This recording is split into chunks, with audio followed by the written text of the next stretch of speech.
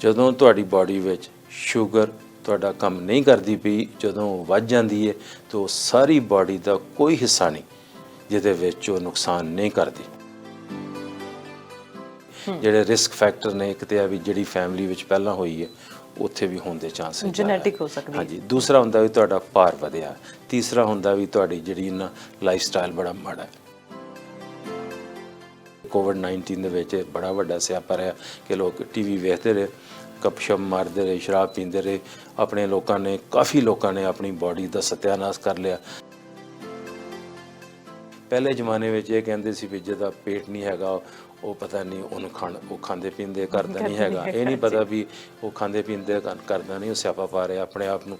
ਉਹ ਸ਼ੂਗਰ ਵਧਣੀ ਹੈ, ਜਿਹੜਾ ਸਾਡਾ ਐਬਡੋਮੀਨਲ ਫੈਟ ਹੈ ਉਹ ਸਾਡੀ ਇਨਸੂਲਿਨ ਨੂੰ ਕੰਮ ਨਹੀਂ ਕਰਨ ਦਿੰਦਾ। ਦੁਨੀਆ ਦੇ ਵਿੱਚ ਕਮ ਸੇ ਕਮ 450 ਮਿਲੀਅਨ ਲੋਕ ਹੋਣਗੇ। ਬਿਲਕੁਲ। ਤੇ ਜਿਹੜੀ ਸਮਝ ਲਓ ਕਿ ਨਾਰਥ ਅਮਰੀਕਾ ਦੀ ਪਾਪੂਲੇਸ਼ਨ ਕੈਨੇਡਾ ਦੀ ਰਲਾ ਕੇ USA ਤੇ ਮੈਕਸੀਕੋ ਇਕੱਠਾ ਕਰ ਲਈਏ ਨਾ, ਇੰਨੇ ਲੋਕ ਨੇ ਜਿਨ੍ਹਾਂ ਨੂੰ ਸ਼ੂਗਰ ਦੀ ਪ੍ਰੋਬਲਮ ਹੈ।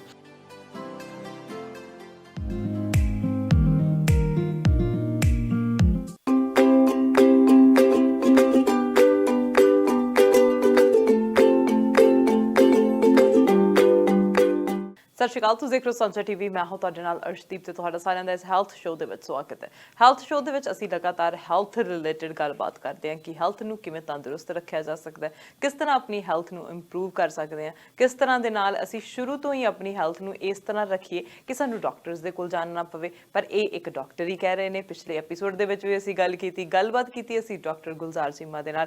ਖੁਦ ਇੱਕ ਡਾਕਟਰ ਨੇ ਤੇ ਸਾਨੂੰ ਕਹਿੰਦੇ ਨੇ ਕਿ ਡਾਕਟਰ ਜਿਹੜਾ ਹੈ ਉਹਦੇ ਤੋਂ ਜਿੰਨਾ ਬਚ ਸਕਦੇ ਆ ਉਨਾ ਬਚੋ, ਕਿਉਂਕਿ ਸਾਡੀ ਸਿਹਤ ਸਾਡੇ ਹੱਥ ਦੇ ਵਿੱਚ ਹੈ। ਅਸੀਂ ਉਸ ਨੂੰ ਕਿਵੇਂ ਵਧੀਆ ਰੱਖ ਸਕਦੇ ਹਾਂ, ਤੰਦਰੁਸਤ ਰੱਖ ਸਕਦੇ ਹਾਂ। ਸਾਨੂੰ ਹਮੇਸ਼ਾ ਟਿਪਸ ਦਿੰਦੇ ਰਹਿੰਦੇ ਨੇ, ਸਾਨੂੰ ਦੱਸਦੇ ਰਹਿੰਦੇ ਨੇ ਕਿ ਅਸੀਂ ਕਿਸ ਤਰ੍ਹਾਂ ਦੇ ਨਾਲ ਜਿਹੜਾ ਹੈ ਆਪਣੀ ਹੈਲਥ ਜਿਹੜੀ ਹੈ ਉਹ ਸੁਧਾਰ ਸਕਦੇ ਹਾਂ। ਕੋਵਿਡ ਦੇ ਟਾਈਮ ਵੀ ਉਹ ਸਾਨੂੰ ਲਗਾਤਾਰ ਇਨਫੋਰਮੇਸ਼ਨ ਪਹੁੰਚਾਉਂਦੇ ਰਹੇ ਕਿ ਅੱਜ ਕਿੱਥੇ ਅਸੀਂ ਖੜੇ ਆ, ਅੱਜ ਦੁਨੀਆ ਕਿੱਥੇ ਖੜੀ ਹੈ। ਤੇ ਹੁਣ ਅਸੀਂ ਪਿਛਲੇ ਥੋੜੇ ਜਿਹੇ ਹਫ਼ਤਿਆਂ ਤੋਂ ਸ਼ੁਰੂ ਕੀਤਾ ਕ੍ਰੋਨਿਕ ਡਿਸੀਜ਼ਸ ਬਾਰੇ ਗੱਲਬਾਤ ਕਰਨੀ ਕਿ ਕਿਹੜੀਆਂ ਡਿਸੀਜ਼ਸ ਅਸੀਂ ਭੁੱਲ ਚੁੱਕੇ ਸੀ 2 ਸਾਲਾਂ ਦੇ ਵਿੱਚ, ਜਿਹੜੀਆਂ ਲੰਮੇ ਸਮੇਂ ਦੀਆਂ ਬਿਮਾਰੀਆਂ ਨੇ। ਉਹਨਾਂ ਦੇ ਵਿੱਚੋਂ ਤੁਸੀਂ ਸਾਰੇ ਇਸ ਗੱਲ ਨਾਲ ਰਿਲੇਟ ਕਰਦੇ ਹੋਵੋਗੇ ਕਿ ਘਰਾਂ ਦੇ ਵਿੱਚ 1 ਜਾਂ 2 ਇਨਸਾਨ ਅਜਿਹੇ ਨੇ ਜਿਨ੍ਹਾਂ ਨੂੰ ਡਾਇਬੀਟੀਜ਼ ਹੈ। ਡਾਇਬੀਟੀਜ਼ ਤੋਂ ਅਸੀਂ ਬਹੁਤ ਪਰੇਸ਼ਾਨ ਹੋ ਚੁੱਕੇ ਹਾਂ। ਕਈ ਟਾਈਪਸ ਦੀ ਡਾਇਬੀਟੀਜ਼ ਹੈ। ਟਾਈਪ 2 ਦੇ ਬਾਰੇ ਵੀ ਅੱਜ ਗੱਲਬਾਤ ਕਰਾਂਗੇ, ਕਿਉਂਕਿ ਇਹ ਗੱਲਬਾਤ ਜਿਹੜੀ ਹੈ ਬਹੁਤ ਲੰਬੀ ਹੋ ਸਕਦੀ ਹੈ। ਇਸੇ ਕਰਕੇ ਹੋ ਸਕਦਾ ਕਿ ਸਾਨੂੰ 2 ਜਾਂ 3 ਐਪੀਸੋਡ ਵੀ ਕਰਨੇ ਪੈਣ। ਕੋਸ਼ਿਸ਼ ਕਰਾਂਗੇ ਕਿ ਤੁਹਾਡੇ ਤੱਕ ਜਿਹੜੀ ਪਰਿਪੱਕ ਜਾਣਕਾਰੀ ਆ ਉਹ ਪਹੁੰਚਾਈ ਜਾ ਸਕੇ। ਉਹਦੇ ਵਿੱਚੋਂ ਜੇ ਤੁਹਾਨੂੰ ਸਾਰਿਆਂ ਨੂੰ ਪਤਾ, ਮੈਂ ਡੇਟਾ ਲੱਭ ਰਹੀ ਸੀ, ਡਾਇਬੀਟੀਜ਼ ਦੇ ਬਾਰੇ ਗੱਲਬਾਤ ਕਰ ਰਹੀ ਸੀ, ਉਹਦੇ ਵਿੱਚ ਦੇਖ ਰਹੀ ਸੀ ਕਿ 8.8 ਕੈਨੇਡੀਅਨਸ, ਸਿਰਫ ਕੈਨੇਡਾ ਦੇ ਲੋਕ ਹੈ ਜਿਹੜੇ ਡਾਇਬੀਟੀਜ਼ ਤੋਂ ਪੀੜਿਤ ਹੈਗੇ ਨੇ। ਤੇ ਹਰ ਰੋਜ਼ 549 ਡਾਇਬੀਟੀਜ਼ ਦੇ ਕੇਸ ਆ ਰਹੇ ਨੇ। Can you believe that? ਤੇ 2000 ਤੋਂ ਬਾਅਦ, ਸਨ 2000 ਤੋਂ ਬਾਅਦ 3.3% ਕੇਸ ਜਿਹੜੇ ਨੇ ਹਰ ਸਾਲ ਵੱਧਦੇ ਨੇ ਡਾਇਬੀਟੀਜ਼ ਦੇ। ਸੋ ਸਾਡੀ ਜ਼ਿੰਦਗੀ ਦੇ ਵਿੱਚ ਹੋ ਸਕਦਾ ਕਿ ਆਉਣ ਵਾਲੇ ਸਮੇਂ ਦੇ ਵਿੱਚ ਹਰ ਫੈਮਿਲੀ ਮੈਂਬਰ ਨੂੰ ਡਾਇਬੀਟੀਜ਼ ਹੋਵੇ, 1-2 ਨਹੀਂ। ਸੋ ਇਹ ਸੀਰੀਅਸ ਬਿਮਾਰੀ ਹੈ, ਸਾਨੂੰ ਹੁਣ ਤੋਂ ਹੀ ਇਹਦਾ ਧਿਆਨ ਰੱਖਣਾ ਚਾਹੀਦਾ।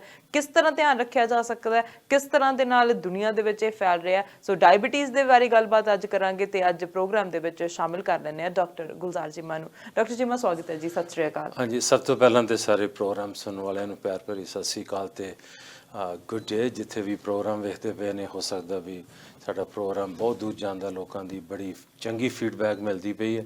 ਇਸ ਪ੍ਰੋਗਰਾਮ ਦੇ ਜਿਹੜੀ ਸਾਡੀ ਲੜੀ ਹੈ ਇਹ ਸਾਂਝਾ ਟੀਵੀ ਦੇ ਨਾਲ ਮੈਂ ਸ਼ੁਰੂ ਕੀਤੀ ਸੀ ਤਕਰੀਬਨ 2 ਸਾਲ ਤੋਂ, ਤੇ ਇਹਨੂੰ ਕੰਟੀਨਿਊਸ ਕਰਨੇ ਪਿਆ। ਮੈਂ ਇਹਨਾਂ ਦਾ ਟਾਈਮ ਸਾਰਾ ਵਲੰਟੀਅਰ ਇੱਥੇ ਪ੍ਰੋਵਾਈਡ ਕਰਨਾ। ਪਰ ਇਹ ਹਮੇਸ਼ਾ ਕਹੀਦਾ ਸ਼ੁਰੂ ਦੇ ਵਿੱਚ ਜਿਹੜਾ ਹੈਲਥ ਦਾ ਪ੍ਰੋਗਰਾਮ ਇਹ ਕਨਵਰਸੇਸ਼ਨ ਹੈ, ਇਹ ਆਪਣੀ ਤੁਹਾਡੇ ਨਾਲ ਇਨਫੋਰਮੇਸ਼ਨ ਪਹੁੰਚਾਉਂਦੇ ਹਾਂ ਬੜੀ ਜਿਹੜੀ ਇਹਨਾਂ ਬੜੀ ਸਰਲ ਭਾਸ਼ਾ ਦੇ ਵਿੱਚ।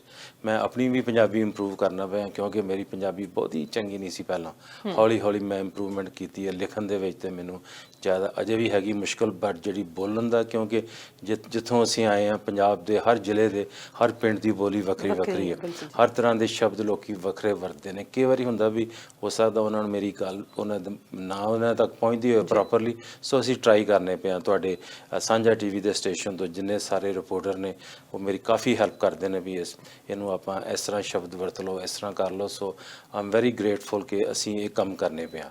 ਆਪਾਂ ਸ਼ੂਗਰ ਦੀ ਗੱਲ ਕਰਨ ਤੋਂ ਪਹਿਲਾਂ ਮੈਂ ਕੋਵਿਡ ਬਾਰੇ 2-3 ਗੱਲਾਂ ਮੈਂ ਸਾਂਝੀਆਂ ਕਰਨਾ ਚਾਹੁੰਦਾ ਕਿ ਜਿਹੜਾ ਕੋਵਿਡ-19 ਹੈ ਹੁਣ ਤਕਰੀਬਨ ਚੰਗੇ ਕੰਟਰੋਲ ਦੇ ਵਿੱਚ ਹੈਗਾ।